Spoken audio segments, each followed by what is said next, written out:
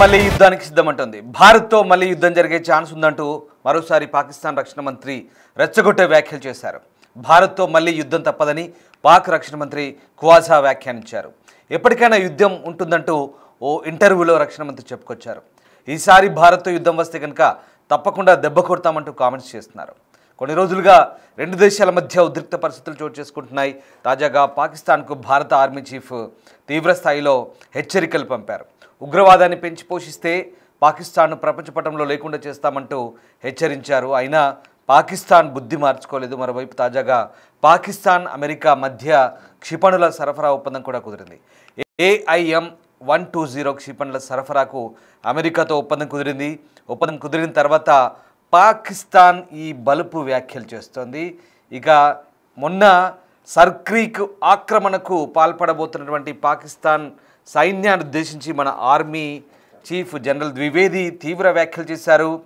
పాకిస్తాన్ గతంలోనే కాశ్మీర్లో అల్లకల్లోలం సృష్టించి పాక్ ఆక్యుపైడ్ కాశ్మీర్ నుంచి తీవ్రవాదాన్ని పెంచిపోషిస్తుందని, తాజాగా గుజరాత్ తీరమైనటువంటి సర్క్రీక్లో కూడా అలాంటి దుష్ట పన్నాగాలు పంటే ఖచ్చితంగా ఈసారి చావు దెబ్బ కొడతామని, ప్రపంచ పటంలో ఉండాలో లేదో తేల్చుకోవాలంటూ ఆయన సీరియస్ వార్నింగ్ ఇచ్చారు పాకిస్తాన్కి. దీంతో పాకిస్తాన్ ఆర్మీ నుంచి కూడా కౌంటర్ వచ్చింది. తాము కూడా అదే స్థాయిలో రియాక్ట్ అవుతామంటూ వాళ్ళు కూడా మేకపోతు గాంభీర్యాన్ని ప్రదర్శించారు. తిరిగి పాకిస్తాన్ రక్షణ మంత్రి ఖవాజా ఆసిఫ్ మరొకసారి రెచ్చగొట్టే వ్యాఖ్యలు చేశారు. ఈసారి కూడా తాము ధీటుగా ఎదుర్కొంటామంటున్నారు. భారత్తో యుద్ధం వచ్చే ఛాన్స్ ఉందంటూ కూడా నొక్కి చెప్తున్నారు. పాకిస్తాన్ను ప్రపంచ పటంలో లేకుండా చేస్తామని హెచ్చరికలు చేసినప్పటికీ కూడా పాకిస్తాన్ ఏమాత్రం బుద్ధి మార్చుకోలేదు. తాజాగా అమెరికా మధ్య పాకిస్తాన్తో క్షిపణుల సరఫరా ఒప్పందం జరిగింది. దీంతో ఒక్కసారిగా పాకిస్తాన్ రెచ్చిపోయి ఇలాంటి వ్యాఖ్యలు చేస్తుంది. ఒక్కసారి దానికంటే ముందు మన భారత ఆర్మీ చీఫ్ జనరల్ ద్వివేది ఏం మాట్లాడారో చూద్దాం.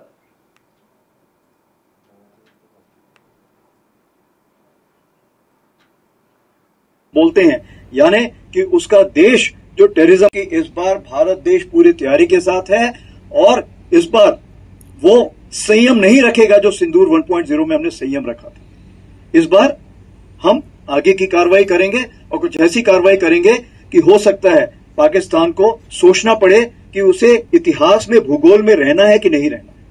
अगर उसे भूगोल में अपनी जगह बनानी है तो उसके लिए उसे जो स्टेट स्पॉन्सर टेररिज्म जिसको हम बोलते हैं यानी कि उसका देश जो टेररिज्म को स्पॉन्सर कर रहा है उसे रोकना पड़ेगा। कि इस बार भारत देश पूरी तैयारी के साथ है और इस बार वो संयम नहीं रखेगा जो सिंदूर 1.0 में हमने संयम रखा था। इस बार हम आगे की कार्रवाई करेंगे और कुछ ऐसी कार्रवाई करेंगे कि हो सकता है पाकिस्तान को सोचना पड़े कि उसे इतिहास में भूगोल में रहना है कि नहीं रहना। अगर उसे చూసారుగా మన ఆర్మీ చీఫ్ హెచ్చరికలతో కూడా పాకిస్తాన్కు బుద్ధి రాలేదు. మరోసారి పాకిస్తాన్ రక్షణ మంత్రి ఖవాజా ఆసిఫ్ అక్కసు వెళ్లగక్కారు. భారత్ యుద్ధ అవకాశాలు వాస్తవమేనంటూ రెచ్చగొట్టే వ్యాఖ్యలు చేశారు. పొరుగుదేశం ఇండియాతో యుద్ధం అవకాశాలు ఏమాత్రం తిరస్కరించలేమంటున్నారు. ఓ టీవీ ఇంటర్వ్యూలో పాల్గొన్న ఆసిఫ్ భారత్పై యుద్ధం గురించి ప్రగల్భాలు పలికారు. ఇక తాను ఇరు దేశాల మధ్య ఉద్రిక్త పరిస్థితులను కోరుకోవడం లేదు, కానీ యుద్ధ అవకాశాలు వాస్తవమని దాన్ని తిరస్కరించడం లేదంటూ వ్యాఖ్యానించారు. ఒకవేళ భారత్తో యుద్ధం వస్తే గతం కంటే మెరుగైన ఫలితాలు సాధిస్తామంటూ ప్రగల్భాలు పలికారు. భారత్ ఎప్పుడో ఒకే ఐక్యదేశం కాదని చరిత్ర చెప్తోందని, ఔరంగజేబ్ పాలనలో కొంతకాలం తప్ప భారత్ ఎప్పుడూ ఐక్యదేశం కాదని, పాకిస్తాన్ అల్లా పేరు మీద ఏర్పడిందని చెప్పుకొచ్చాడు. పాకిస్తానీయులు స్వదేశంలో వాదించుకుంటారు, పోటీ పడతారు, కానీ భారత్తో పోరాటం అంటే మాత్రం అందరం కలిసి అందరం కలిస్తే వస్తామంటూ వ్యాఖ్యానించారు. సో ఇది పాకిస్తాన్ మంత్రి చేసిన వ్యాఖ్య. మొత్తం మీద యుద్ధకాంక్షని బయటపెట్టాడు ఈ మతోన్మాది. అలాగే ఇటీవలే కార్యక్రమంలో పాకిస్తాన్కు భారత సైన్యాధిపతి జనరల్ ఉపేంద్ర ద్వివేది వార్నింగ్ ఇచ్చారు. ఉగ్ర ముఠాలను ఎగదోయడం మానుకోకుంటే ప్రపంచ పటంలో పాకిస్తాన్ అస్తిత్వమే ప్రమాదంలో పడుతుందంటూ చేసిన హెచ్చరిక నేపథ్యంలో మరొకసారి ఈ వ్యాఖ్యలు ఇప్పుడు ప్రాధాన్యత సంతరించుకుంటున్నాయి. సో మొత్తం మీద పాకిస్తాన్ ఈ ప్రాయోజిత ఉగ్రవాదాన్ని అంటే స్పాన్సర్ టెర్రర్ను ఆపాలంటూ డిమాండ్ చేశారు. ఈసారి ఖచ్చితంగా ఆపరేషన్ 2.0 సింధూర్ ఉంటుందని చెప్పారు. మొత్తం మీద ఈ వ్యాఖ్యల నేపథ్యంలో పాకిస్తాన్ రక్షణ మంత్రి ఇలాంటి బెదిరింపులకు దిగడం ఇప్పుడు కాస్త ఆసక్తికర పరిణామం. ఇక అంతకుముందు కూడా భారత్పై అక్కడ రక్షణ మంత్రి రెచ్చగొట్టి వ్యాఖ్యలు చేశారు. భవిష్యత్తులో సైనిక ఘర్షణ జరిగితే తమ యుద్ధ విమానాల శిథిలాల కింద భారత్ సమాధవుతుందంటూ కూడా ప్రగల్భాలు పలికారు. భారత సైనిక అధికారులు రెచ్చగొట్టే వ్యాఖ్యలు చేస్తున్నారంటూ ఆరోపించారు. ఈ ఏడాది మేలో జరిగిన దాడిలో భారత్కు భారీ నష్టం వాటిల్లిందంటూ మళ్ళీ తప్పుడు మాటలు మాట్లాడారు. దెబ్బతిన్న ప్రతిష్టను విశ్వసనీయతను పునరుద్ధరించుకోవడానికి ఆరాటపడుతుందంటూ భారత్ పైనే అక్కసు వెళ్ళకెక్కారు. ఇలా వీలు చిక్కినప్పుడల్లా భారత్పై విషం కక్కుతున్నారు. మొత్తం మీద ఈ జమ్మూ కాశ్మీర్లో ఏడాది ఏప్రిల్లో 26 మంది అమాయకులను పొట్టన పెట్టుకున్న తర్వాత భారత్ పాకిస్తాన్ మధ్య ఎప్పుడైతే ఉద్రిక్త పరిస్థితులు ఏర్పడ్డాయో దీంతో మనం సింధు నదీ జలాల ఒప్పందాన్ని రద్దు చేసుకున్నాం. పహల్గామ్ దాడికి వ్యతిరేకంగా ఆపరేషన్ సింధూర్ చేపట్టాం. పాకిస్తాన్ POKలో ఉగ్రవాద మౌలిక సదుపాయాలను టార్గెట్ చేశాం. ఇండియన్ ఆర్మీ జరిపిన దాడుల్లో జైషే మహమ్మద్, లష్కర్ తైబా ఇలా 9 ఉగ్రవాద స్థావరాలు వాళ్ళ హెడ్ క్వార్టర్స్ ధ్వంసమయ్యాయి. దాదాపు 100 మందికి పైగా ముష్కర్లు చనిపోయారు. భారత్ జరిపిన దాడుల వల్ల పాకిస్తాన్ సైన్యానికి చాలా నష్టం జరిగింది. ఇలా మరోవైపు పాకిస్తాన్ జరిపిన డ్రోన్ దాడులను భారత్ విజయవంతంగా తిప్పికొట్టింది. భారత సైనిక స్థావరాలు పౌర ప్రాంతాలకు నష్టం జరగకుండా అడ్డుకున్నాయి. తర్వాత పాకిస్తాన్ కాళ్ళ బేరానికి వచ్చింది. కాల్పుల విరమణ ఒప్పందానికి దిగింది.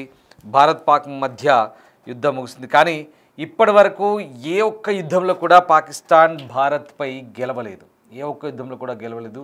ఇప్పుడు కూడా ఇక ముందు కూడా గెలవబోదు. భారత సైన్యం ముందు, భారత అమ్ముల పొదిలో ఉన్న అస్త్రాల ముందు పాకిస్తాన్ దిగదుడుపు. ఎందుకంటే ఖచ్చితంగా ఏ కోసాన భారత్కు పోటీ కాదు, ఏ కోసాన భారత్కు సరైన సామర్థ్యం ఉన్నటువంటి ప్రత్యర్థి కాదు. కానీ అణ్వాయుధాలు ఉన్నాయని ఒకే ఒక్క సాకుతో బూచితో పదే పదే పాకిస్తాన్ భారత్ను భయపెడుతోంది. ఈ అణ్వాయుధాలతోనే పబ్బం గడుపుతోంది. అంతేకాదు ఎక్కడ భారత్కు ఎవరు వ్యతిరేకంగా ఉంటే వాళ్ళతో చేతులు కలిపేందుకు ప్రయత్నిస్తుంది. అమెరికా అధ్యక్షుడు డొనాల్డ్ ట్రంప్ తన వ్యక్తిగత అక్కసుతో భారత్పై సుంకాలు విధిస్తున్నారు. అంతేకాదు ఇక్కడ పాకిస్తాన్ పాలకులు వెళ్ళి నోబెల్ బహుమతికి నామినేట్ చేస్తే అక్కడ పాకిస్తాన్ అలాగే అమెరికా దగ్గర సంబంధాలు ఏర్పడ్డాయని చెప్పుకుంటూ వాళ్ళతో ఈసారి ఏకంగా క్షిపణుల ఒప్పందాన్ని దిగారు. AIM-120 క్షిపణుల ఒప్పందాలకు అలాగే $450 మిలియన్ పాకిస్తాన్ అమెరికా రక్షణ ఒప్పందాలు ఏవైతే ఉన్నాయో దాన్ని ట్రంప్ కూడా సవరించుకున్నాడు.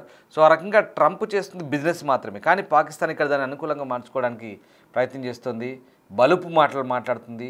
ప్రతిసారి ఇండియాపై అక్కసు వెలగక్కుతున్న పరిస్థితి. ఏదేమైనా భారత్ చాలా ఖచ్చితంగా ఉంది. భారత్ పాకిస్తాన్ విషయంలో చాలా క్లియర్గా ఉంది. ఎట్టి పరిస్థితుల్లో ఏ ఒక్క ఉగ్రచర్యకు దిగినా అది యుద్ధ చర్యగానే భావిస్తామని చెప్తోంది.